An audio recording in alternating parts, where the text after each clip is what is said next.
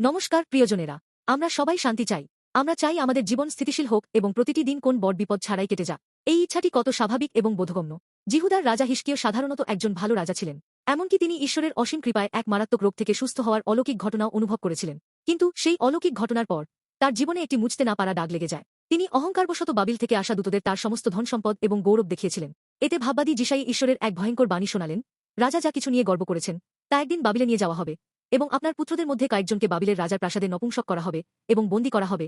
এটি ছিল ভবিষ্যতের জাতীয় বিপর্যয় এবং বংশধরদের কষ্টের ঘোষণা। কিন্তু হিশকিয়ের প্রতিক্রিয়া ছিল অত্যন্ত মর্মান্তিক। তুমি সদাপ্রভুর যে বাক্য বললে তা ভালো। আমার জীবদ্দশায় যদি শান্তি ও সত্য বজায় থাকে তবে তা কি ভালো নয়? 2 রাজাবলি 20:19 তার সন্তান এবং নাতিনাতনীরা যে ট্র্যাজেডির মুখোমুখি হবে তার জন্য তিনি বিন্দুমাত্র দুঃখিত হননি। তার মনোভাব ছিল যে যতদিন আমার সময়, যতদিন আমি বেঁচে আছি শান্তি থাকে ততদিন সেটাই যথেষ্ট।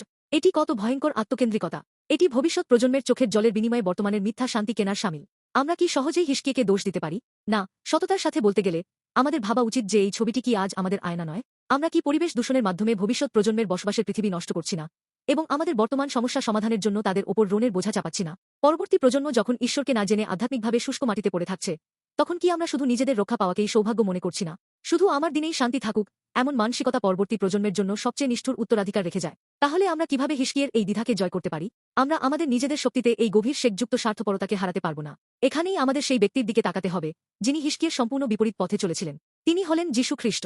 হিশকিয়ে বলেছিলেন, তোমরা কষ্ট পেলেও আমি শান্তিতে থাকলেই হলো।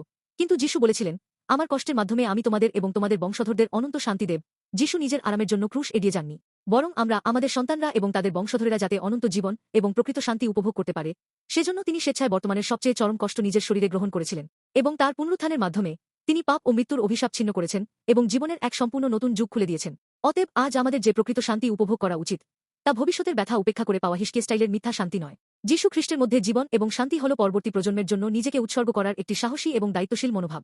প্রিয়জনেরা, আমি আন্তরিকভাবে আশা করি যে আমাদের দৃষ্টি আমার যুগ ছাড়িয়ে ঈশ্বরের রাজ্য এবং পরবর্তী প্রজন্মের দিকে প্রসারিত হবে।